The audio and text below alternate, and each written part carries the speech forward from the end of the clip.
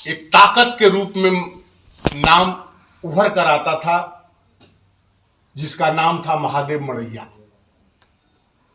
जो राज्य अलग की लड़ाई में लेकर गुरुजी के साथ जो लड़ाई आप लोगों ने लड़ी, इस इलाके से महादेव मड़ैया जी आप लोगों का नेतृत्व शुरू से करते आ रहे हैं और आज भी इनके साथ में हमारे नारायण जी हैं, जो आज भी रात दिन झारखंड मुक्ति मोर्चा का झंडा ढो रहे हैं।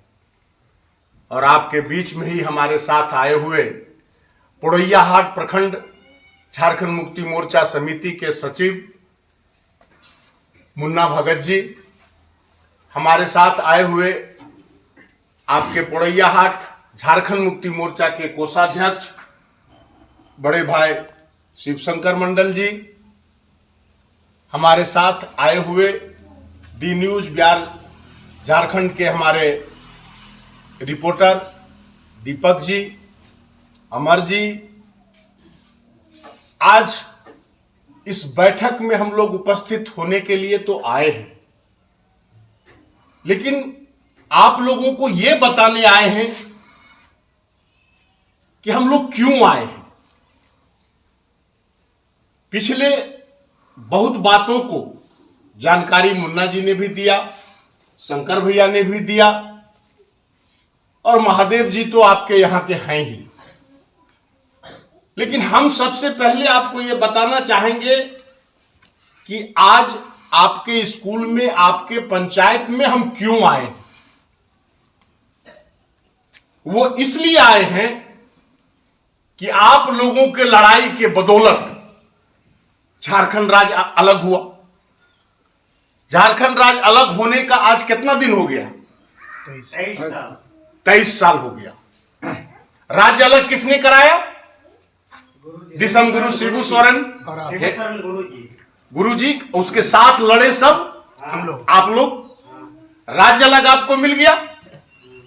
लेकिन राज्य में जब हम लोग का तो पहले सपना था कि राज्य अलग हम लोग क्यों लेना चाहते थे, इसलिए कि हमारा झारखंड के धरती में, धरती के नीचे कोयला, अबरख, पत्थर, बालू और धरती के ऊपर में सखुआ, सागवान, शीशम जैसे आप हम लोगों के पास प्रकृति का संपत्ति था, जो करोड़ों में था, अरबों में था, जिसका हम लोग पहले सोचते थे कि हमारा झारखंड का रॉयल्टी, जैसे हम लोग का कोयला बिकता है, छर्री बिकता है, तो उसमें सरकारी टैक्स भी होता है। तो हम लोग यही जोड़ते थे पहले, राज्य अलग से पहले, कि हमारा रॉयल्टी का खाली पैसा, हमारा झारखंड का पैसा अगर हमको झारखंड में मिल जाएगा तो हम लोग को कोई भूखे नहीं रहेंगे, हम लोग को रहने के लिए अच्छा घर रहेगा और हमारे बच्चे अच्छे स्कूल में पढ़ेंगे। जी जान से हमारा कितना आदिवासी मूलवासी भाई राज्य अलग के लड़ाई में मर भी गया, अपना प्राण भी दे दिया, जेल फाटक खाया और राज्य अलग तो हो गया। लेकिन जब राज्य अलग हो गया तो लगा कि सिर्फ राज्य अलग मात्र होने से ही हम लोगों का सपना पूरा नहीं होगा। कहिए क्यों? क्योंकि सरकार हमारा जब बनेगा तब हमारा काम होगा। उसमें लेकर के हम लोग झारखंड मुक्ति मोर्चा पार्टी से पूरे झारखंड में हम लोग चुनाव लड़े। पिछले बार कभी जोड़ तंगड़ करके गुरुजी 7 महीना रहा था मुख्यमंत्री, एक बार फिर कभी हेमंत सोरेन जी को ऐसे मौका मिला था 14 महीना शासन करने का। लेकिन पूर्ण बहुमत का सरकार इस बार आपका, हम लोगों का बना। ठीक है, इतना तो आप लोग समझ रहे होंगे। अब जब सरकार हमारा बना तो सबसे पहले उन लोगों को कुटकुटी काटने लगा जो लोग पहले सत्ता पर था। तो अब चाहता है साला ये आदिवासी में शिबू सोरेन का बेटा ये मुख्यमंत्री बनेगा,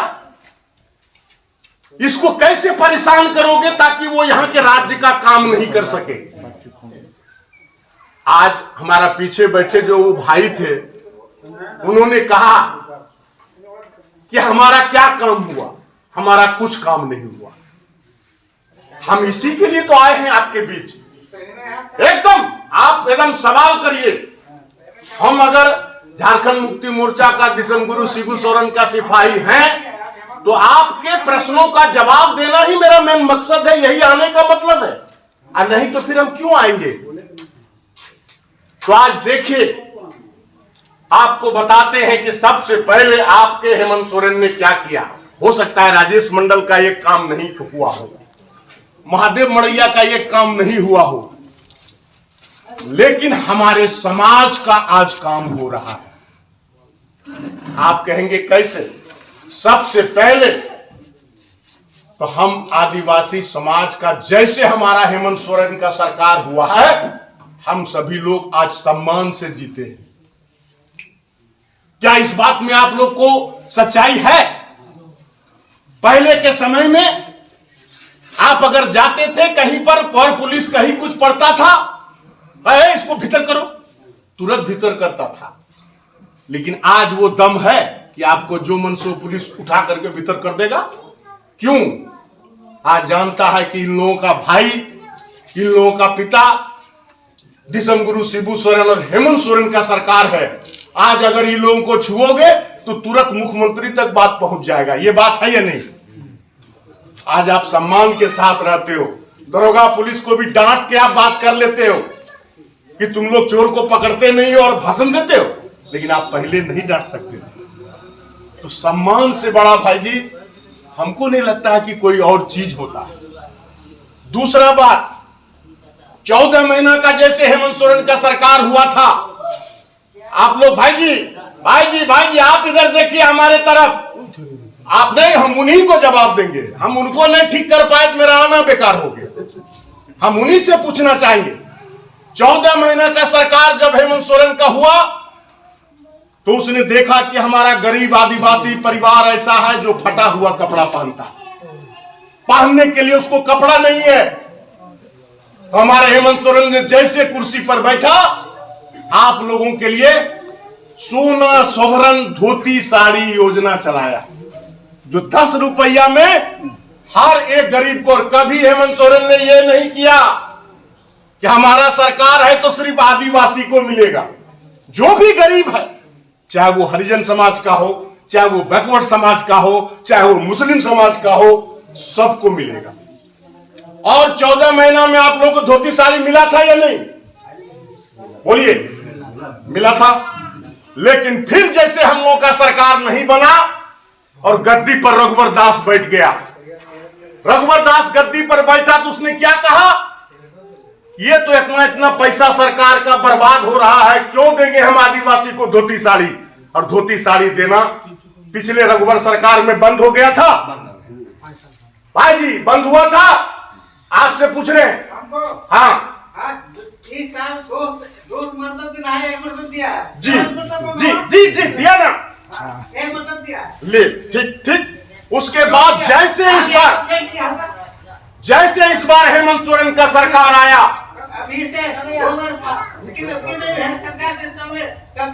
ठीक। कभी क्या क्या दिया हम बता रहे हैं आपको बता रहे हैं। उसके बाद अभी जैसे हेमंत सोरेन का सरकार हुआ, बोला सबसे पहले जो हम चलाए थे गरीबों के लिए सोना सोवरन था। अब आप चुप रहिए, आपको हम जवाब दे रहे हैं, आपको जवाब दे रहे हैं। सबसे पहले आया गद्दी पर, तुरंत उन्होंने आते ही फिर से धोती साड़ी योजना शुरू किया कि हमारा गरीब आदिवासी समाज। अरे आप चुप रहिए, आप तो सुने। खत्म करने और धोती साड़ी योजना फिर से चालू किया। ठीक है, पहले के समय में आप वृद्धा पेंशन योजना स्वीकृत कराने ब्लॉक जाते थे, बोलता था कि अब नहीं होगा, जितना का होना था हो गया। माताजी प्लीज, इतना जोर से बोल रहे, कम से कम सुनिए। बोलता था अब आवंटन नहीं है। लेकिन हेमंत सोरेन ने क्या किया?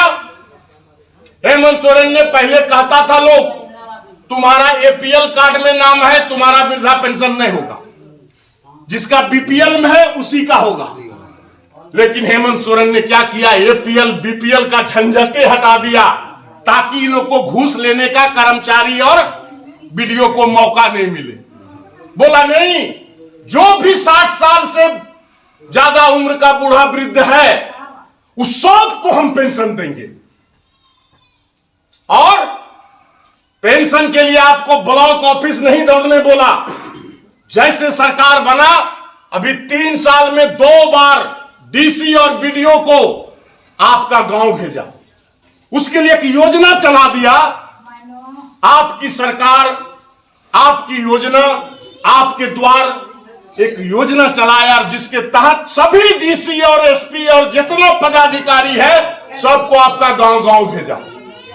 आप पहले बीडीओ का भेंट करने जाते थे, ब्लॉक आपका भेंट नहीं होता था।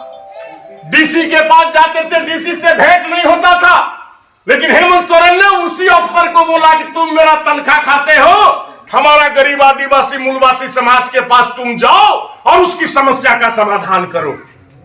और आज आपको हम चैलेंज करके बोलते हैं, अगर कोई 1-2 गांव छूटा हो तो छूटा हो, नहीं तो कोई ऐसा गांव नहीं है जिसमें एक व्यक्ति कह सकता है कि हमको वृद्धा पेंशन नहीं मिल रहा है। क्या बात सही है? नहीं सही है। और बताते हैं, 17 साल भारतीय जनता पार्टी जिसने राज किया, 17 साल में उसने 6,47,000 लोग को सिर्फ पेंशन या लाभ दिया। कितना? 6,47,000 मात्र लोगों को दिया। और 3 साल, 17 साल में 6,47,000, और इस 3 महीना हेमंत सोरेन के सरकार में आज पेंशनधारी योजना जानते हैं कितना लोगों को दे रहा है? 25 लाख। क्या गुना हुआ?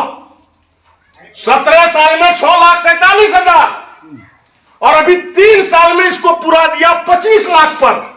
मतलब कितना काम किया? 6 चौके 24, 4 गुना।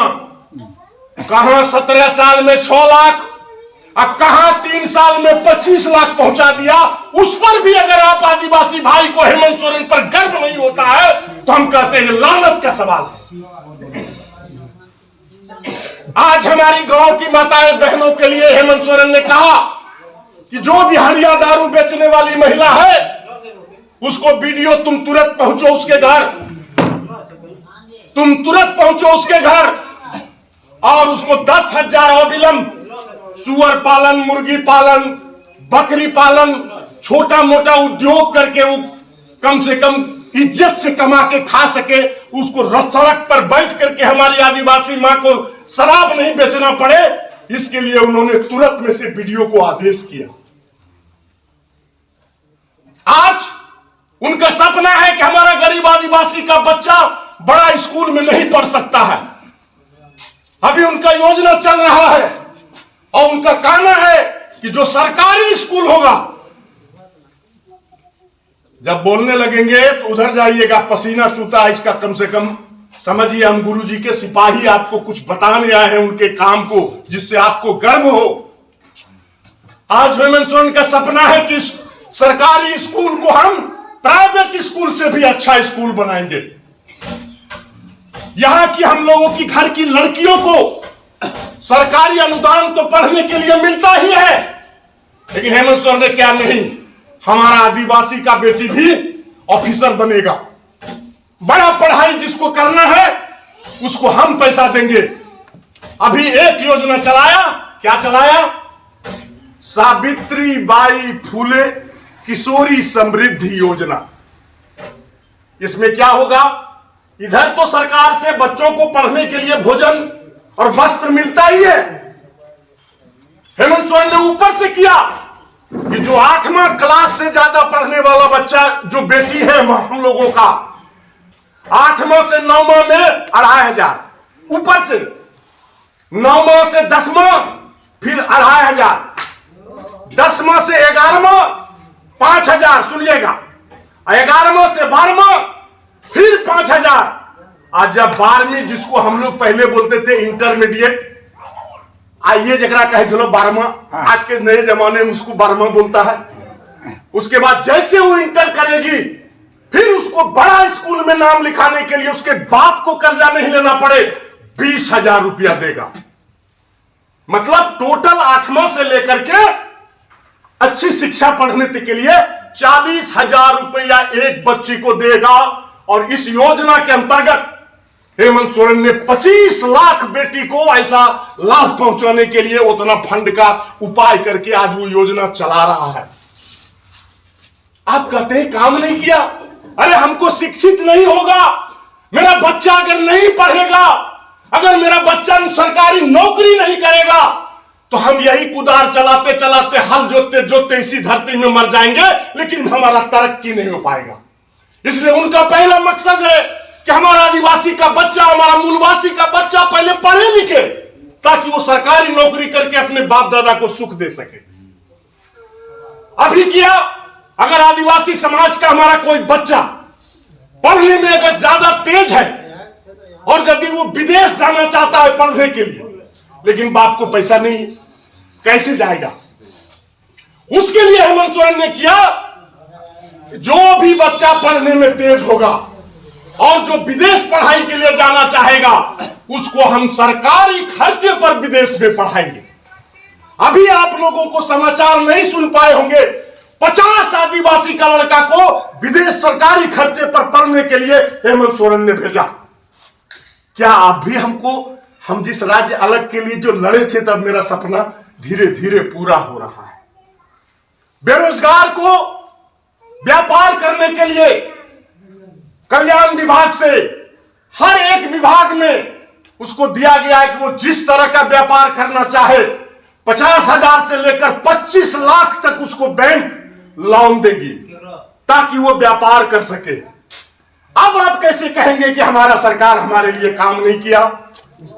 हेमंत सोरेन ने कहा, जैसे हेमंत सोरेन यहां के गद्दी पर बैठा, तो आप सुनिएगा भाई साहब, हेमंत सोरेन जैसे गद्दी पर बैठा, बहुत तरह का लोगों ने क्या ये क्या विकास कर पाएगा।